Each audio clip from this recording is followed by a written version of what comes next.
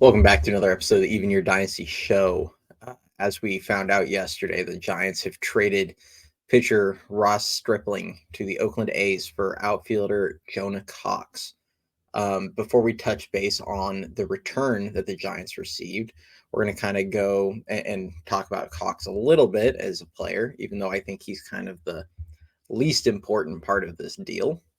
We'll talk kind of the good, the bad with this trade.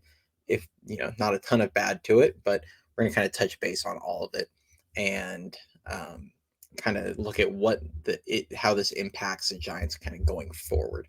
So the good, I'm gonna start off with Farhan Zaidi, give him a little bit of credit.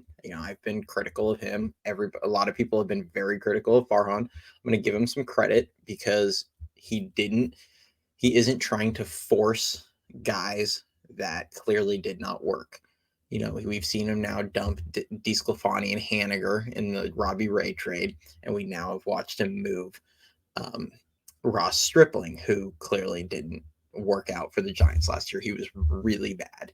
Now, I thought he was a bounce back candidate. I thought he had a chance to be a little bit better, but um, it's credit to Farhan for not trying to like prove himself right and continue to trot him out there and to be willing to kind of admit a mistake and move him.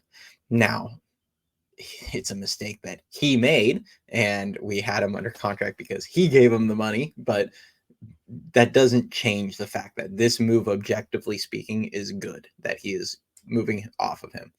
Um, the Giants obviously sent some cash back. It sounds like they sent $3.25 million to the A's as part of the deal, but they are saving $9.25 million in this contract of Ross Stripling's money.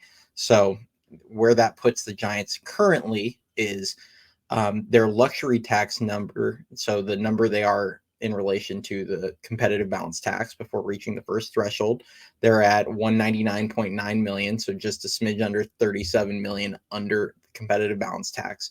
And then I also looked at where their kind of just their regular payroll number stands currently, and it's at 154.5 million, which what I was doing there is I was comparing where they were in relation to last year, and they are 35 million under their 2023 payroll. So they have money to spend. And I mean, it's not a secret. We all know that they have money to spend. It's just going to come down to, are they willing to spend it? So that's the good.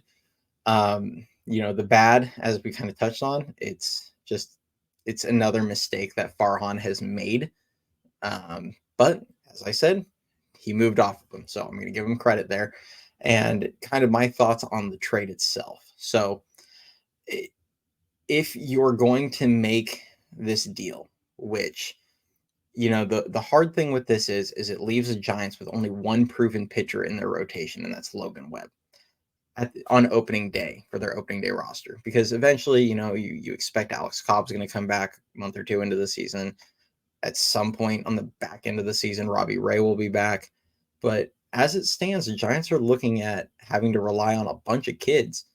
And, there's a lot of, and Jordan Hicks, who hasn't started in the majors other than, I think, 8 career starts.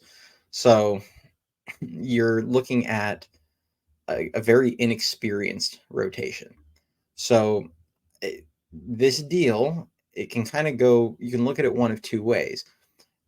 I love the deal if they are either A, going to commit to pitching the kids and letting them develop at the major league level. And yes, we're going to probably witness some struggles. It's not ideal to be throwing a bunch of kids out there if your goal is ultimately to actually win and make the playoffs. But if they are looking at this as more of a developmental year, then I don't really have an issue with that. Let Keaton win and Harrison and Beck and, maybe Mason Black or Wisenhunt, some of these guys, let them have their opportunities to start.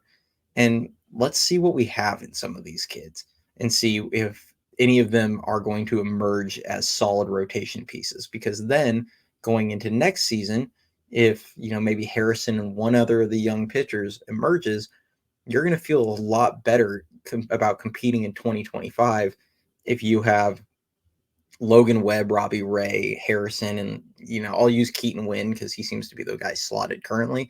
But Keaton Wynn or Mason Black or one of these guys emerges. All of a sudden, you have four good, solid starters that you're looking at 2025 with. So I think it's worth it to let the kids have lots of runway and let them pitch.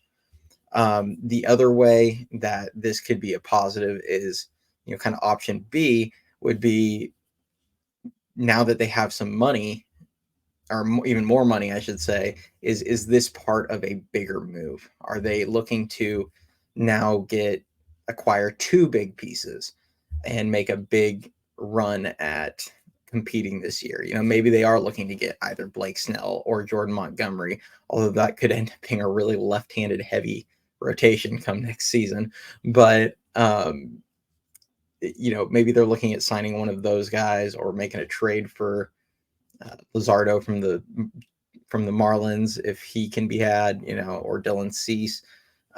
We could potentially see them trying to make a big acquisition on top of a signing. Maybe they do go get Cody Bellinger and Matt Chapman, which I would be all for, or maybe they acquire Bellinger and then they go get one of these pitchers. There are routes they can go where they kind of make this the first move of something much bigger. So that would also be kind of a good option. What I really don't want to see, and this is where I would really look at this deal in quite a negative light, is if they're really just moving Stripling just to kind of replace him with the next reclamation project that Farhan wants. If he's going to go sign Michael Lorenzen off the scrap heap and think, oh, I'm going to turn his career around next, then it kind of turns into, what are we doing here? We should have just let Stripling go out and throw for however many innings this year and called it good at that point, because then we're just kind of running in place. We're not making progress anymore. We're not picking a direction. We're just playing the same game that we've been playing for several years in a row now. So it'll be kind of interesting to see what happens next. But as of right now, I think it's a solid trade, but it can kind of go the wrong way depending on what they do past this. So hopefully they're either going to play the kids or they're going to start or turn this into a big move somewhere. Now, as far as the return, a little bit about Jonah Cox. He's an outfielder. He hit he's from, he was a college player drafted 2023 sixth round. He hit 412 in his final season of college, his senior season.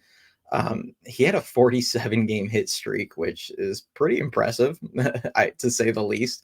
So obviously he can swing it a little bit. I know he was from a smaller division school, so there's probably going to be an adjustment period, but something else that was nice, he stole 20 bags in 35 games last year between rookie ball and A ball. Could be, he could be a guy. Maybe they look at him and they see a guy like Wade Meckler who just might move up the system quickly. So we'll see kind of what comes of that, but I truly think it's secondary. That this was really just a salary dump for the Giants, where they were just trying to get whatever they could and just get salary relief. And that's kind of how I view this trade. So we're going to be pumping out. We're going to keep pumping out more material here. If you like this, subscribe to the channel. We'll probably have another one tomorrow. We're going to talk a little bit about if a Willy Adames trade would make sense for the Giants. I kind of have some thoughts on that, and how he could potentially fit and where there would be value for him if they were going to go that route. So check back tomorrow as well, and we'll have that video out. But until next time, we'll talk to you soon.